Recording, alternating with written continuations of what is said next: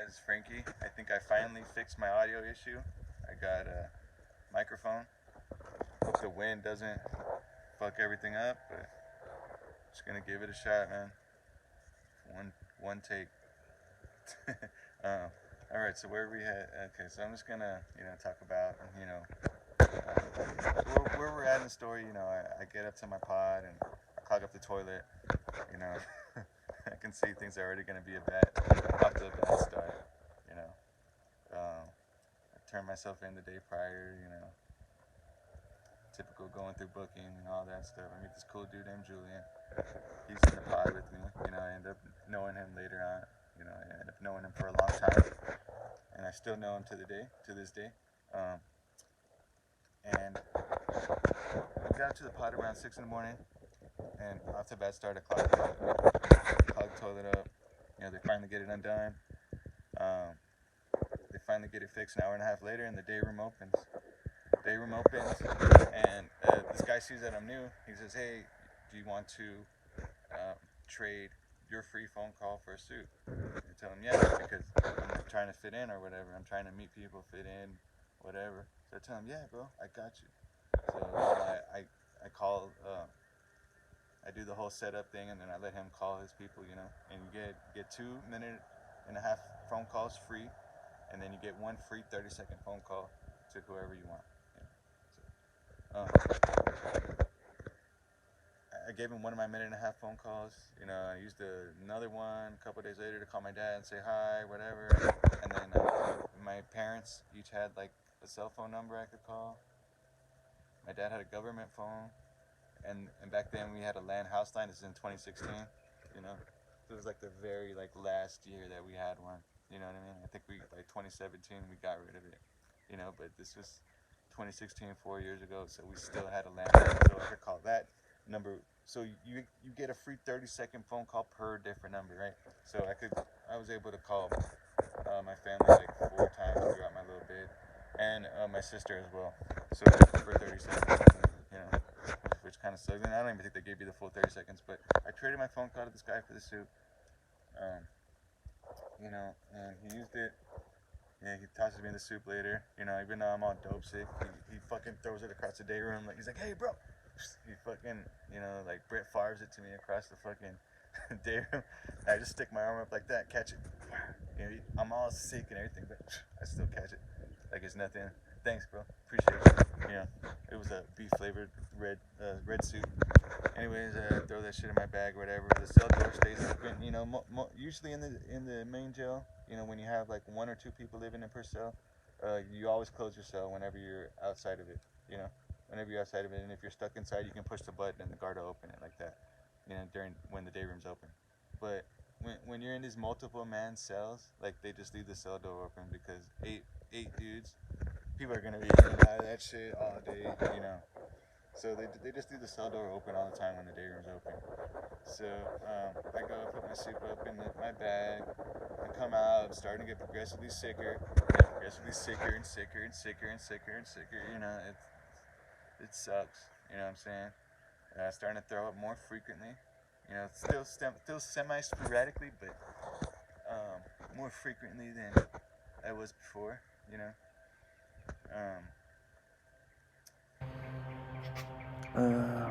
Then the day room's open, right? It opens at 8, but they close it.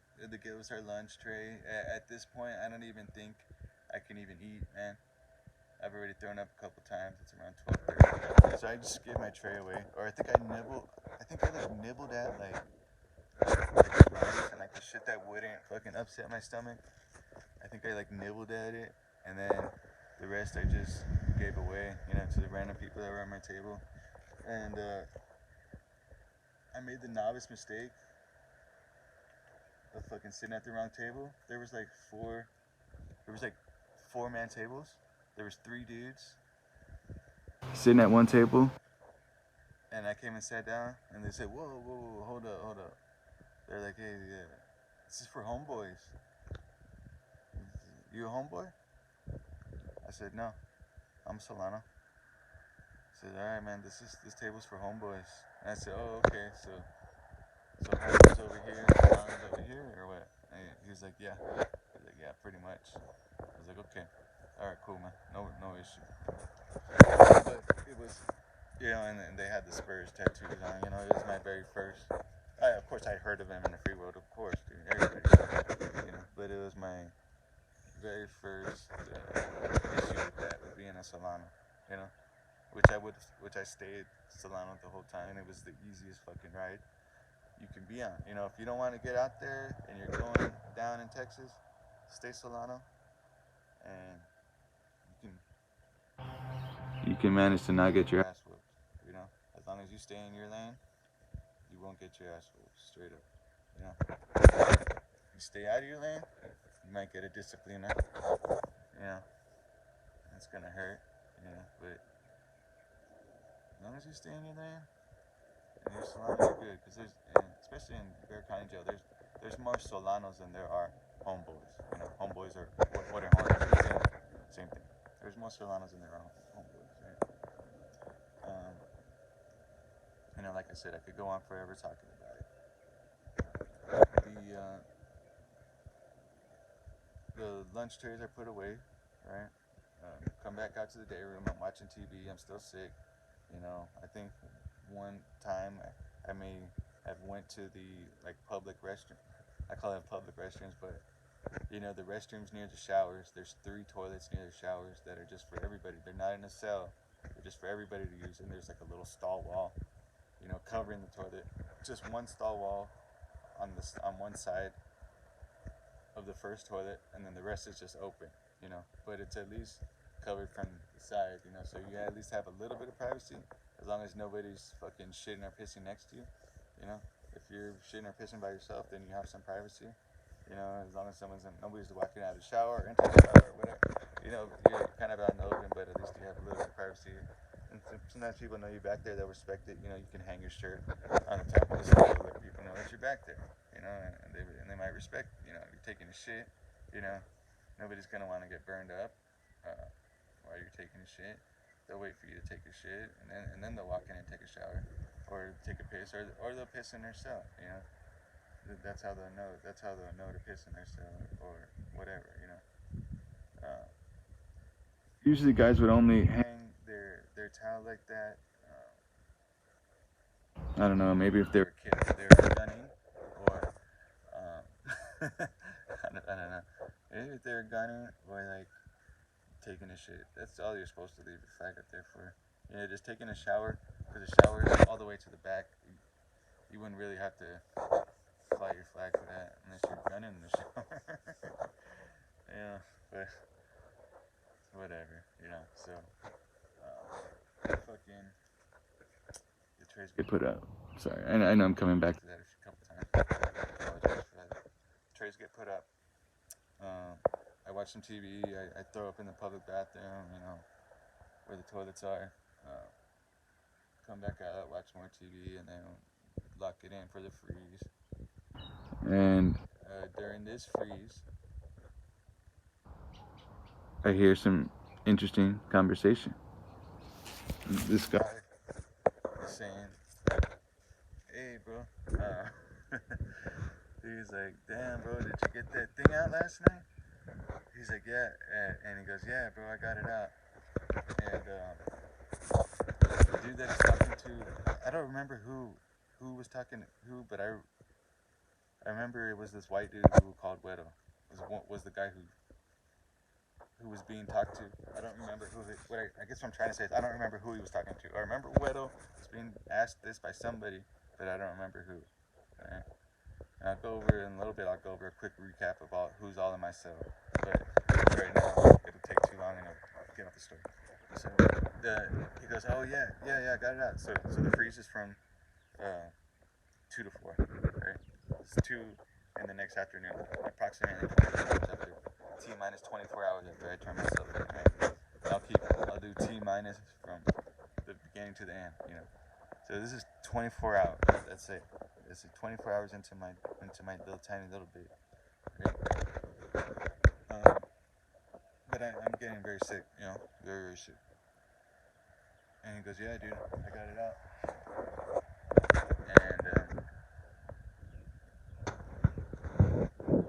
And I hear that, and I'm like, somebody's got something, you know. I like the sound of that, you know. He's like, yeah, I turned over in the middle of the night, dude, and I saw the fucking butt cheeks in my face. And I was like, what the fuck? Yeah. I saw like butt cheeks wiggling in my face, and you like trying to get something out. He was like, oh, my bad, bro, my bad. But yeah, I got it out, you know, so I apologize for that. He's like, no, that's all good, man. I understand, I respect that, you know. Whatever. So I know he's got something, right? So, you know, we're stuck in there for like 2 hours, and I don't know, maybe like 30 minutes later or something, you know, he pulls out this little baggie. He pulls out this little baggie. It's like orange grinded up powder. It's like orange powder.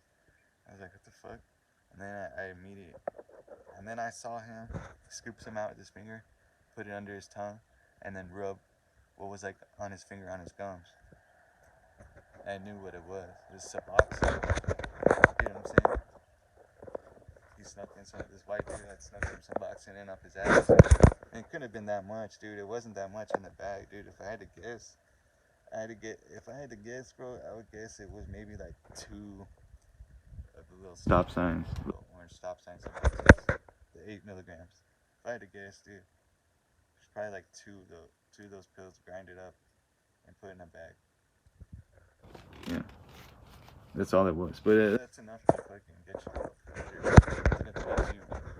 well down, you know. And or at least twice. We'll say for the sake of at this time in my life, we'll say it's definitely enough to get me well at least twice. I didn't see exactly how much it was, but I'm just estimating. It's like it couldn't have been. It wasn't less than a pill. You know what I'm saying? It was at least 1 full pill, but I think more. So it was a good amount, dude. It was just between 1 and 2 pills. All right. And then he puts it away, and I look out of the corner of my eye. I ask him if he could hook me up. He's like, nah, man, I'm gonna hook you up. Nah, he didn't say it rude like that. He's like, nah, I need to save some, man. I need to save some for when I hit the regular pod, you know, when I leave the detox pod and hit the trustee pod, the big pod, which the trustee pod is way bigger. Remember I explained how small this pod was. So he puts some of that shit under his tongue, and he puts it, you know, for those of y'all that don't know what Suboxone is, look it up. You know what I'm saying? It's just, it'll get you well. You know, it's for heroin addicts, it will at least take away their withdrawals, you know, but you have to wait till you're in withdrawals to take it. So on the streets, a lot of heroin addicts don't really like it because you gotta wait till you're real sick before you can take it. And nobody wants to wait till they're real sick, you know. So out here, you know, most addicts don't really like it, but at this time I was already sick, you know, so it would have helped. It would have taken the withdrawals away for sure. I pay attention to where he puts it away in his bag. All right. I pay attention to where he puts it in his bag. And I know Julian didn't even know that he had Suboxone. He didn't find out till later. I know he would have fucking paid attention too, because me and him were pretty sick. You know, he was less sick than me, but you know. So real quick, who's in the cell? This dude, white dude, Wedo. My boy Julian. This dude named D. He's a Tengo Orejon. He's a homeboy. This guy named June. He's a youngster. That's all I remember for right now. Just Julian, June, D. Oh, this guy named B-Boy. B-Boy is like from Austin. Or he's from San Marcos, but he got caught up in Austin on a case in Austin, and then he had a warrant for Bexar County, so they extradited him down here. You know, so he served his time in Austin. He's from San Marcos, served his time for his case in Austin. Got fucking shipped down here, extradited from Bexar County. Served his time in San Antonio on his old San Antonio case. I think it was like a DWI or something, so it was just a misdemeanor. So he wasn't there that long. You know, he was probably there, you know, like a month or something. Yeah, so B-Boy, Julian, D, Wedo, and June, and me. And then there's somebody else, but I don't remember. And it doesn't matter. They're probably irrelevant. So I noticed where he puts it away in his bag, dude. You know, I noticed. And during the freeze, I'm starting to throw up like all the time, dude. And people are starting to get like annoyed of it and shit. You know, I think I threw up and left like a little bit of throw up on the seat. I didn't wipe it down or something, which was stupid of me. You know, so somebody's like, hey, dude, you know, wipe the seat. And I don't even remember who said it. It was probably Benny. You know, he's like, hey, make sure you wipe the seat, bro. And I was like, oh, my bad, bro. Sorry. You know, and I got the toilet paper, I wet it, and I wiped it down. That's the best I could do, you know. There was like probably like one drop. It was like a couple of drops, bro, but it was vomit, you know, so it's still gross, you know what I'm saying? I understand what he's saying, and it looked like it was just like water. It didn't look like, you know, like chunks of anything. I think it was just vomit, just looked like water. At least the way this metal toilet seat did. Um, and I'm starting to get like acidic bile. You know, I've already thrown up all the Johnny sacks and all that. You know, and the fact that I threw up on the toilet, you know, people are starting to get a little bit bothered. You know, because I'm constantly fucking throwing up. You know what I'm saying? And so I'm constantly throwing up. I pay attention to where he puts away the Suboxone in his bag. Right? I know he puts it in his bag. I know that for sure, and I'm pretty sure I see where he put it. You know. We get out of the freeze at 4. And they go out to the day. When the day room opens, everybody goes out to the day room. I hang back for a specific reason. I hang back, and yeah, I want to make sure he's going out to the day room for a decent amount of time before I go into his bag. Yeah, I don't want to just jump in his bag quick and then boom, he comes back in, because a lot of people would go out to the day room for like a second, you know, and come right back in, whether it was like to take a piss in a public bathroom, or I don't know, if somebody else was taking a piss here, or somebody's taking a shit in here, somebody would go out there and take a piss, or vice versa. I don't know. A lot of people would go out just to get hot water and come right back in, or go outside and see what's on TV. If it was something they didn't like, they would just come right back in the cell, you know. So there's a lot of people coming in and out, you know, so people would leave the cell for like a couple of seconds and come right back, literally. And I wanted to make sure he wasn't doing that before I went in his bag. So he leaves, you know, out to the day room, and the cell has a big ass window, so you can see into the cell. You know, the only part of the cell you can't see is like probably like the toilet and like the very last bunk that's on the very right. The very last bunk on the bottom right, and the toilet, and pretty much everything else in the cell you can see. And his bed was one bed away from the very right. You know, mine was 2 rows away from the right. You know, so, or 1 row away from the left, however you want. But I was 1 bed over from him. You know, so I had no business really being in that lane, anyways. You know, but I was over there. I was on one side closer to my side, just to make it look like I was kind of where I was supposed to be, even though I wasn't. I was still 1 bed over. You know, this is after he's gone for like 10 minutes. I fucking, you know, and by the way, there's nobody left in the room except for me and June, right?